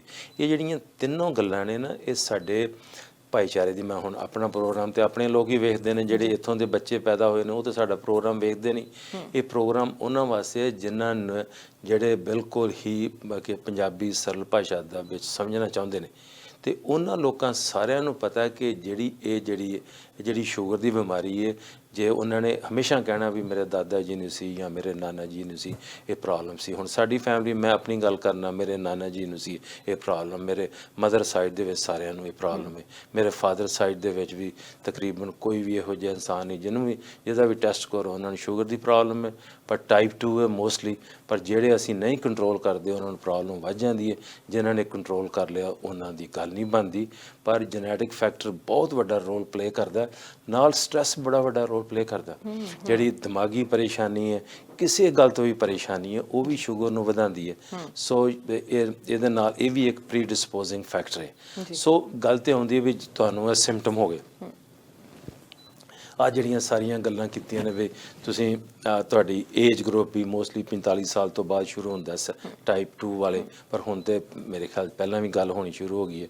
ਤੇ ਪਰ ਜਿਹੜਾ ਇਹਦੇ ਨਾਲ ਇਹ ਤੁਹਾਨੂੰ ਸਿੰਪਟਮ ਆ ਰਹੇ ਨੇ, ਤੁਹਾਨੂੰ ਪਤਾ ਵੀ ਤੁਹਾਡੀ ਫੈਮਿਲੀ ਵਿੱਚ ਇਸ਼ੂ ਹੈਗਾ। ਜਾਂ ਤੁਸੀਂ ਬਹੁਤ ਮੈਂ ਨੋਟ ਕੀਤਾ ਕਿ ਜਿਹੜੀ ਇੰਸ਼ੋਰੈਂਸ ਨੇ ਨਾ ਕੰਪਨੀਆਂ, ਉਹ ਜਦੋਂ ਆਉਂਦੀਆਂ ਨਾ ਤੁਹਾਡੀ ਇੰਸ਼ੋਰੈਂਸ ਕਰਨ ਲਈ ਅੱਜ ਕੱਲ੍ਹ, ਉਹ ਤੁਹਾਨੂੰ ਸਵਾਲ ਬੜਾ ਪੁੱਛਦੇ ਨੇ। ਉਹ ਸਵਾਲ ਜਦੋਂ ਤੁਹਾਨੂੰ ਸਾਰੇ ਉਹਨਾਂ ਨੇ ਸਵਾਲ ਪਤਾ ਕਰਨੇ, ਫਿਰ ਤੁਹਾਡਾ ਟੈਸਟ ਕਰਦੇ ਨੇ। ਤੇ ਜਿਹੜਾ ਲੋਕਾਂ ਨੇ ਕਦੀ ਟੈਸਟ ਨਹੀਂ ਕਰਾਇਆ ਹੁੰਦਾ ਜਾਂ ਉਹਨਾਂ ਨੇ ਇਗਨੋਰ ਕੀਤਾ ਹੁੰਦਾ, ਆਲ ਆਫ ਅ ਸਡਨ ਉਹਨਾਂ ਨੂੰ ਰਿਪੋਰਟ ਆਉਂਦੀ ਹੈ ਵੀ ਤੁਹਾਨੂੰ ਜੇ ਤੁਹਾਡੀ ਪਾਲਿਸੀ ਡਿਨਾਈ ਹੋ ਗਈ। ਫਿਰ ਉਹ ਸੇਮ ਜਿਹੜਾ ਲੈਟਰ ਹੁੰਦਾ ਡਾਕਟਰ ਕੋਲ ਜਾਂਦਾ। ਫਿਰ ਡਾਕਟਰ ਕੋਲ ਜਾ ਕੇ ਉਹਨਾਂ ਨੇ ਕਹਿਣਾ ਜੀ, ਮਰੀਜ਼ ਨੇ ਤੇ ਇਹ ਕਹਿਣਾ ਵੀ ਤੁਹਾਡੇ ਕਰਕੇ ਮੇਰੀ ਪਾਲਿਸੀ ਰਿਜੈਕਟ ਹੋ ਗਈ। ਪਰ ਭਲੇ ਲੋਕੋ, ਜਦੋਂ ਤੁਸੀਂ ਆਏ ਨਹੀਂ, ਤੁਸੀਂ 2 ਸਾਲਾਂ ਵਿੱਚ ਟੈਸਟ ਨਹੀਂ ਕਰਾਇਆ, ਡਾਕਟਰ ਕੀ ਕਰੇਗਾ ਇੱਥੇ? ਡਾਕਟਰ ਤੇ ਕੋਈ ਵੀ ਹੋਏ ਡਾਕਟਰ, ਉਹਨੇ ਕਹਿਣਾ ਵੀ ਜੋ ਮੇਰੇ ਕੋਲ ਰਿਪੋਰਟ ਹੈ ਮੈਂ ਉਹੀ ਭੇਜਣੀ ਹੈ।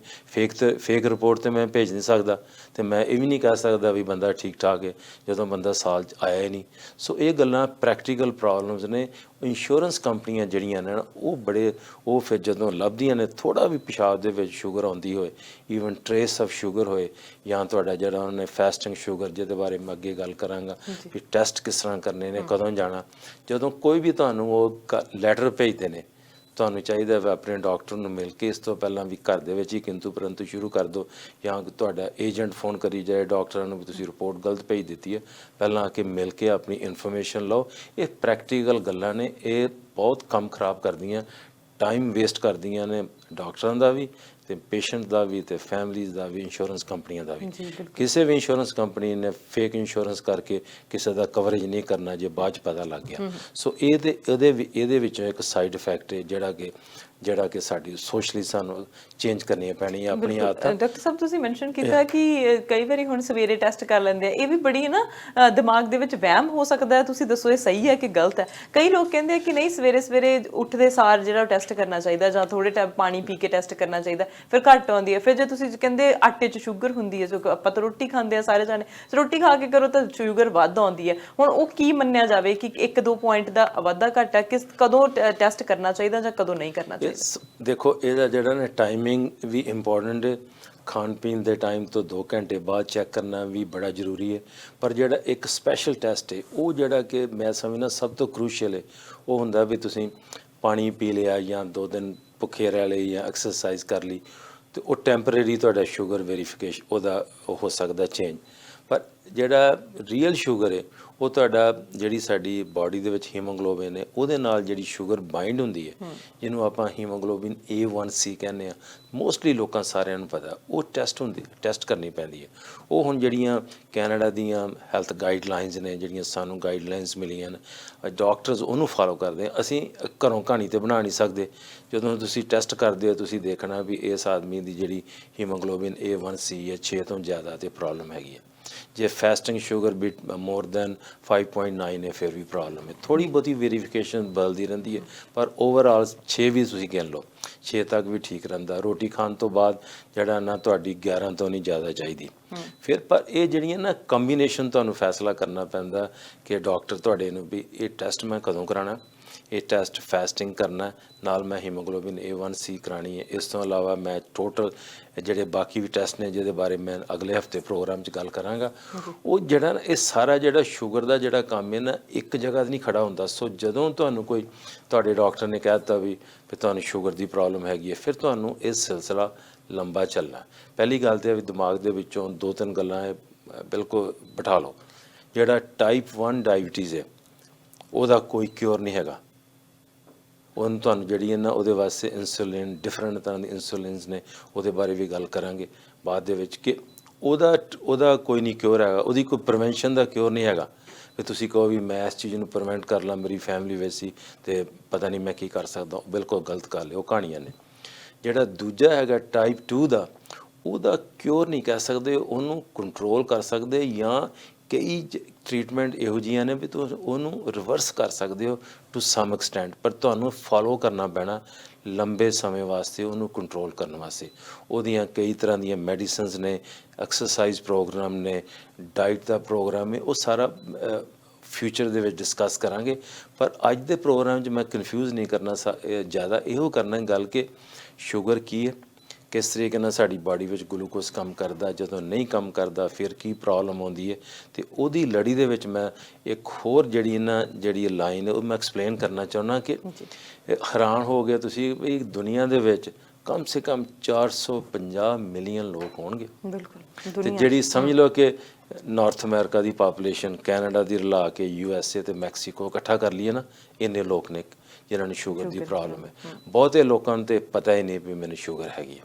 ਦੂਸਰੀ ਗੱਲ ਹੈ ਜਿਨ੍ਹਾਂ ਨੂੰ ਇਹ ਪਤਾ, ਕਈ ਡਿਨਾਈ ਕਰਦੇ ਨੇ ਵੀ ਆਪਾਂ ਤਾਂ ਸਾਰੇ ਡਿਨਾਈ ਕਰਨੇ। ਇੱਕ ਵਾਰੀ ਤਾਂ ਕਹਿਣਾ ਹੁੰਦਾ ਵੀ ਡਾਕਟਰ ਨੇ ਗਲਤੀ ਕਰਤੀ, ਜਾਂ ਮੈਂ ਰਾਤ ਨੂੰ ਜ਼ਿਆਦਾ ਖਾ ਲਿਆ ਸੀ, ਮੈਂ ਮਠਿਆਈ ਖਾ ਲਈ ਸੀ, ਜਾਂ ਮੈਂ ਸ਼ਰਾਬ ਪੀ ਲਈ ਸੀ, ਜਾਂ ਇਹ ਬਹਾਨੇ ਨੇ ਸਾਰੇ, ਇਹਦੇ ਵਿੱਚ ਕੋਈ ਪੂਰਾ ਕੋਈ ਸੋਲਿਡ ਬੇਸ ਨਹੀਂ ਹੁੰਦਾ। ਸੋ ਇੱਕ ਤਾਂ ਦੁਨੀਆ ਵਿੱਚ ਬਹੁਤ ਡਾਇਬਟੀਜ਼ ਹੋਈ ਹੈ। ਸੈਕੰਡ ਜਿਹੜਾ ਜਿੱਥੋਂ ਅਸੀਂ ਆਏ ਹਾਂ ਉੱਥੇ ਉਹ ਡਾਇਬਟੀਜ਼ ਦਾ ਕੈਪੀਟਲ ਬਣੀ ਜਾ ਰਿਹਾ, ਕਿਉਂਕਿ ਜਿਸ ਤਰ੍ਹਾਂ ਪਹਿਲਾਂ ਤੁਸੀਂ ਗੱਲ ਕੀਤੀ ਸ਼ੁਰੂ ਕਿ ਪਹਿਲਾਂ ਨਹੀਂ ਸੀ ਹੁੰਦੀ, ਪਹਿਲਾਂ ਲੋਕਾਂ ਨੂੰ ਪਤਾ ਹੀ ਨਹੀਂ ਸੀ ਹੁੰਦਾ। ਉਸ ਏਜ ਗਰੁੱਪ 'ਤੇ ਆਪਾਂ ਪਹੁੰਚਦੇ ਨਹੀਂ ਸੀ, 40-45 ਸਾਲ ਦੀ ਉਮਰ 'ਚ ਤਾਂ ਬੰਦਾ ਗਿਆ।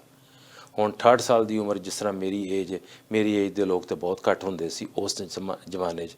ਜਿਹੜਾ ਸਮਝ ਲਓ 50 ਸਾਲ ਪਹਿਲਾਂ ਜਦੋਂ ਵੀ ਬੰਦਾ 60-70 ਦਾ ਹੋ ਗਿਆ, ਉਹਨਾਂ ਕਹਿਣਾ ਬੁੱਢਾ ਹੋ ਗਿਆ, ਬਜ਼ੁਰਗ ਹੋ ਗਿਆ, ਜਾਣਾ ਚਾਹੀਦਾ, ਇਹਦਾ ਬਿਸਤਰਾ ਬੁਸਤਰਾ ਸਾਂਭੋ, ਇਹਨੂੰ ਸ਼ੂਗਰ ਹੋ ਗਈ, ਇਹਦਾ ਕਈ ਤਰ੍ਹਾਂ ਦੀਆਂ ਨਹੀਂ ਪ੍ਰੋਬਲਮ ਹੋ ਗਈ, ਇਹਦਾ ਗੱਲ ਨਹੀਂ ਬਣਨੀ। ਹੁਣ ਸਾਰਾ ਕੁਝ ਬਦਲ ਗਿਆ, ਪਰ ਉਸ ਬਦਲੀ ਦੇ ਨਾਲ ਸ਼ੂਗਰ ਉੱਥੇ ਕਿਉਂ ਵਧੀ ਹੈ? ਉਹ ਤਾਂ ਵਧੀ ਹੈ ਕਿ ਐਫਲੂਐਂਸ ਵੱਧ ਗਿਆ, ਲੋਕਾਂ ਕੋਲ ਪੈਸੇ ਜ਼ਿਆਦਾ ਹੋ ਗਏ, ਐਕਟੀਵਿਟੀ ਘਟ ਗਈ, ਫੂਡ ਜ਼ਿਆਦਾ ਹੋ ਗਿਆ। ਜਿੰਨੀਆਂ ਗੱਲਾਂ ਕਰਕੇ ਸਾਨੂੰ ਜਦੋਂ ਨਾਰਥ ਅਮਰੀਕਾ ਵਿੱਚ ਜਾਂ ਦੂਜੀ ਜਿਹੜੀਆਂ ਯੂਰਪੀਅਨ ਕੰਟਰੀ 'ਚ ਮੂਵ ਹੋ ਕੇ ਸ਼ੂਗਰ ਵਧੀ ਹੈ ਡਾਈਟ ਕਰਕੇ, ਉਹ ਗੱਲਾਂ ਇੱਥੇ ਤਾਂ ਹੈ ਸੀ, ਉੱਥੇ ਵੀ ਚਲੀਆਂ ਗਈਆਂ। ਉੱਥੇ ਲੋਕੀ ਉਹ ਫੈਸ਼ਨ ਬਣ ਗਿਆ ਵੀ ਮੈਂ ਫਲਾਣੇ ਮੈਂ ਨਾਂ ਨਹੀਂ ਲੈਣਾ ਸਟੋਰਾਂ ਦਾ, ਹੁਣ ਮੈਂ ਪ੍ਰੋਬਲਮ 'ਚ ਆ ਜਾਵਾਂਗਾ, ਮੇਰੇ ਮਗਰ ਪੈ ਜਾਣਗੇ ਕਿਤੇ। ਉਹ ਜਿਹੜਾ ਵੀ ਮੈਂ ਉੱਥੋਂ ਹੀ ਆਰਡਰ ਕਰਨਾ, ਮੈਂ ਉਹੀ ਫੂਡ ਖਾਣਾ, ਅਤੇ ਸਮਝਦੇ ਪਏ ਨਹੀਂ ਵੀ ਇਹ ਤੁਸੀਂ ਡਾਇਬਟੀਜ਼ ਨੂੰ ਨਾਲੇ ਪੈਸੇ ਦੇ ਕੇ ਡਾਇਬਟੀਜ਼ ਨੂੰ ਖਰੀਦਦੇ ਪਿਆ। ਪਹਿਲਾਂ ਹੁੰਦਾ ਸੀ ਲੋਕਾਂ ਨੇ ਪੈਦਲ ਜਾਣਾ, ਸਕੂਲ ਪੈਦਲ ਜਾਣਾ, ਬੱਸ ਸਟੈਂਡ ਤੱਕ ਪੈਦਲ ਜਾਣਾ। ਹੁਣ ਪਹਿਲਾਂ ਰਿਕਸ਼ਾ ਹੁੰਦਾ ਸੀ, ਫਿਰ ਕਾਰ ਆ ਗਈ, ਕਾਰ ਤੋਂ ਬਾਅਦ ਹੁਣ ਵੱਡੀਆਂ ਵੱਡੀਆਂ ਹੋਰ ਗੱਡੀਆਂ ਆ ਗਈਆਂ ਤੇ ਉਹ ਸਾਰਾ ਕੁਝ ਜਿਹੜਾ ਨਾ ਜਗ੍ਹਾ ਤੇ ਹੈ ਨਹੀਂ ਗੱਡੀ ਚਲਾਉਣ ਲਈ, ਕਾਰ 'ਚ ਬੈਠੇ ਫਰਸਟ੍ਰੇਟਡ ਹੋ ਕੇ ਸਟ੍ਰੈਸ ਹੋ ਕੇ ਖਾਈ ਜਾਂਦੇ ਨੇ। ਉਹਦੇ ਨਾਲ ਲੋਕਾਂ ਦਾ ਭਾਰ ਵਧੀ ਜਾ ਰਿਹਾ, ਉਹਦੇ ਨਾਲ ਜਿਹੜਾ ਨਾ ਆਪਣੇ ਆਪ ਨੂੰ ਐਡ ਕਰੀ ਜਾ ਰਹੇ ਆ ਸਾਰੀਆਂ ਚੀਜ਼ਾਂ, ਗਿਮਿਕਸ ਜਿਹੜੇ ਨੇ ਜ਼ਿਆਦਾ ਹੋ ਗਏ ਨੇ।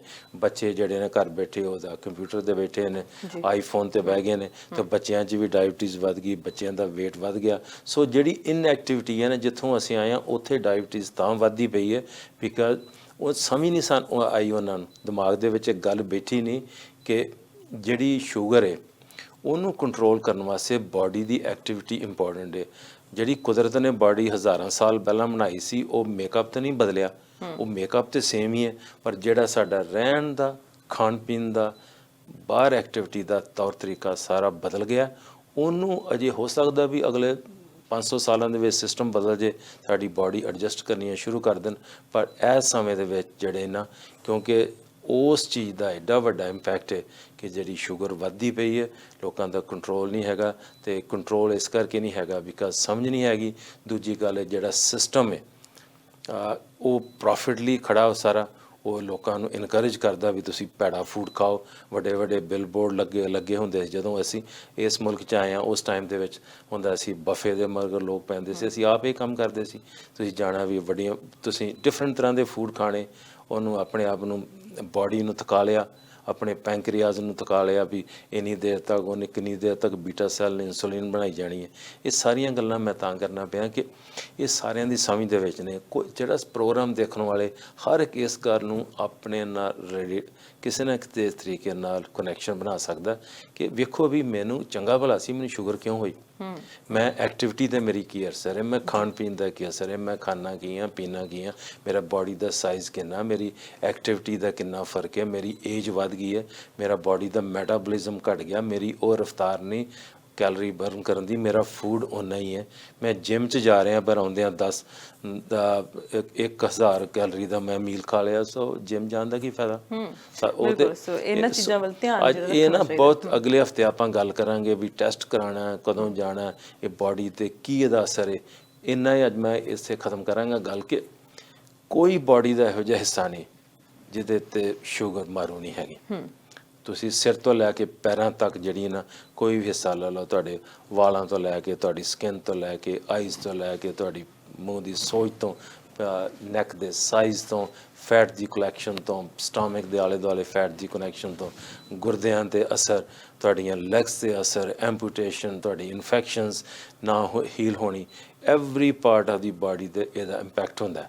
ਸੋ ਉਸ ਚੀਜ਼ ਨੂੰ ਆਪਾਂ ਨੇ ਅਗਲੇ ਪ੍ਰੋਗਰਾਮ 'ਚ ਰੱਖਣਾ ਕਿ ਕਦੋਂ ਜਾਣਾ ਹੈ ਡਾਕਟਰ ਕੋਲ, ਉਹ ਤਾਂ ਹੁਣ ਸਾਰਿਆਂ ਨੂੰ ਪਤਾ ਵੀ ਕਦੋਂ ਜਾਣਾ ਕਿਉਂਕਿ ਪ੍ਰੋਬਲਮ ਪੈ ਗਈ। ਤੇ ਇਹ ਹੁੰਦਾ ਵੀ ਦੂਸਰੀ ਗੱਲ ਇਹ ਕਿ ਜਿਹੜੀਆਂ ਨੇ ਮੈਂ ਦੇਖਿਆ ਗਿਆ ਕਿ ਜਿਹੜੀਆਂ ਲੇਡੀਜ਼ ਨੇ ਉਹ ਜ਼ਿਆਦਾ ਕੇਅਰਫੁਲ ਨੇ ਇਸ ਕੰਮ ਦੇ ਵਿੱਚ, ਕੰਟਰੋਲ ਕਰਨ ਦੇ ਵਿੱਚ ਬੰਦਿਆਂ ਨਾਲੋਂ, ਕਿਉਂਕਿ ਬੰਦਿਆਂ ਕੋਲ ਕੰਮ ਉਹ ਸਮਝਦੇ ਨੇ ਵੀ ਇਹ ਬੜੀ ਵੱਡੀ ਗੱਲ ਨਹੀਂ, ਡਾਕਟਰ ਕੋਲ ਕੀ ਲੈਣ ਜਾਣਾ।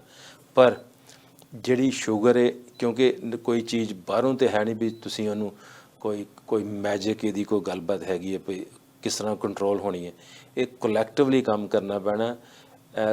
ਜਦੋਂ ਪਹਿਲੀ ਗੱਲ ਤੁਸੀਂ ਕੀਤੀ ਵੀ ਅਸੀਂ ਪ੍ਰੋਗਰਾਮ ਹੁੰਦਾ ਵੀ ਡਾਕਟਰ ਤੋਂ ਬਚੋ, ਇਸ ਕੰਮ ਦੇ ਵਿੱਚ ਡਾਕਟਰ ਤੋਂ ਬਚਣਾ ਬਹੁਤ ਇੰਪੋਰਟੈਂਟ ਹੈ। ਬਚਣ ਦਾ ਇਹ ਮਤਲਬ ਨਹੀਂ ਵੀ ਤੁਸੀਂ ਉਹਨਾਂ ਕੋਲ ਡਰਨਾ ਜਾਂ ਉਹਨਾਂ ਕੋਲ ਜਾਣਾ ਨਹੀਂ, ਪਰ ਉਹਨਾਂ ਕੋਲੋਂ ਇੰਨਾ ਤੁਸੀਂ ਆਪਣੇ ਆਪ ਨੂੰ ਕੰਟਰੋਲ ਕਰ ਲਓ। ਹਰ ਇੱਕ ਘਰ ਦੇ ਵਿੱਚ ਚਾਹੀਦਾ ਇੱਕ ਬੰਦਾ ਟ੍ਰੇਨਡ ਹੋਏ ਕਿ ਉਹ ਡਾਇਬਟੀਜ਼ ਨੂੰ ਕਿਸ ਤਰ੍ਹਾਂ ਕੰਟਰੋਲ ਕਰਨਾ, ਕਿਸ ਤਰ੍ਹਾਂ ਗੱਲਬਾਤ, ਕਿਸ ਤਰ੍ਹਾਂ ਫੂਡ ਕਿਸ ਤਰ੍ਹਾਂ ਆਰਡਰ ਕਰਨਾ। ਫੂਡ ਬਾਰੇ ਵੀ ਅਗਲੇ ਹਫਤੇ ਕਰਾਂਗੇ ਗੱਲ ਕਿ ਅਸੀਂ ਲੋਕ ਕਿੰਨਾ ਵੇਸਟੇਜ ਆਫ ਮਨੀ ਕਰਨੇ ਪਏ ਆ। ਅਤੇ ਸਾਡੀਆਂ ਜਿਹੜੀਆਂ ਨੋ ਅਫੈਂਸ ਟੂ ਐਨੀ ਦੁਕਾਨ ਕੋਈ ਮਠਿਆਈ ਵਾਲੀ ਦੀ, ਕੋਈ ਮੈਂ ਨਹੀਂ ਚਾਹੁੰਦਾ ਵੀ ਕੱਲ੍ਹ ਨੂੰ ਮੇਰੀ ਕਾਰ ਭੰਨਣ ਲੱਪਣ ਆ ਗਏ ਵੀ ਇਹ ਕੀ ਬੋਲੀ ਜਾਂਦੇ ਪਏ ਨੇ ਇੱਥੇ।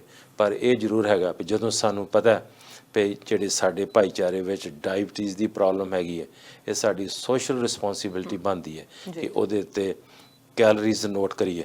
ਤੁਸੀਂ ਕਿਸੇ ਮਠਿਆਈ ਦੀ ਦੁਕਾਨ ਚਲੇ ਜਾਓ ਕੈਨੇਡਾ ਦੇ ਵਿੱਚ, ਪੰਜਾਬੀ ਮਠਿਆਈ ਦੇ ਆਲਟਰਨੇਟਿਵਸ ਜਿਹੜੇ ਨੇ ਜ਼ਰੂਰ ਲੱਭਣੇ ਚਾਹੀਦੇ ਨੇ। ਨਹੀਂ, ਮੈਂ ਦੱਸਣਾ ਚਾਹੁੰਦਾ ਵੀ ਲਿਖਦੇ ਨਹੀਂ ਵੀ ਕਿੰਨੀਆਂ ਕੈਲਰੀਜ਼ ਨੇ, ਇੱਕ ਲੱਡੂ 'ਚ ਕਿੰਨੀ ਕੈਲਰੀ ਹੈ, ਇੱਕ ਗੁਲਾਬ ਜਾਮਨ 'ਚ ਕਿੰਨੀ ਹੈ, ਇੱਕ ਜਲੇਬੀ 'ਚ ਕਿੰਨੀ ਹੈ। ਇਹ ਤਾਂ ਅਗਲੇ ਨੂੰ ਐਕਸਪਲੇਨ ਕਰੋ, ਪੁੱਛ ਤੇ ਲਓ ਵੀ ਜੇ ਤੁਸੀਂ ਡਾਇਬੈਟਿਕ ਹੋ ਤੁਹਾਡੇ ਲਈ ਠੀਕ ਨਹੀਂ ਹੈਗੀ। ਸੋ ਟਰਾਈ ਕਰਨਾ ਵੱਖਰੀ ਗੱਲ ਹੈ, ਜਿਹੜਾ ਟੇਸਟ ਹੈ ਵੱਖਰੀ ਗੱਲ ਹੈ, ਪਰ ਜਿਹੜੀ ਤੁਹਾਡੀ ਰਿਸਪੌਂਸਿਬਿਲਟੀ ਵੀ ਨਾਲ ਬਣਦੀ ਹੈ। ਇਕੱਲਾ ਸ਼ੂਗਰ ਤੇ ਆਟਾ ਖਵਾ ਕੇ ਬੰਦੇ ਥੋੜੇ ਬਿਮਾਰ ਕਰਨੇ ਨੇ, ਕਿਉਂਕਿ ਫਿਰ ਉਹਦੇ ਨਾਲ ਨੁਕਸਾਨ ਹੁੰਦਾ। ਸੋ ਕੋਈ ਨਹੀਂ, ਅਗਲੇ ਹਫਤੇ ਗੱਲ ਕਰਾਂਗੇ। ਅਗਲੇ ਹਫਤੇ ਅੱਜ ਦੀ ਇਨਫੋਰਮੇਸ਼ਨ ਦੇ ਲਈ ਧੰਨਵਾਦ ਜੀ। ਅਗਲੇ ਹਫਤੇ ਫਿਰ ਤੋਂ ਮੁਲਾਕਾਤ ਹੋਵੇਗੀ।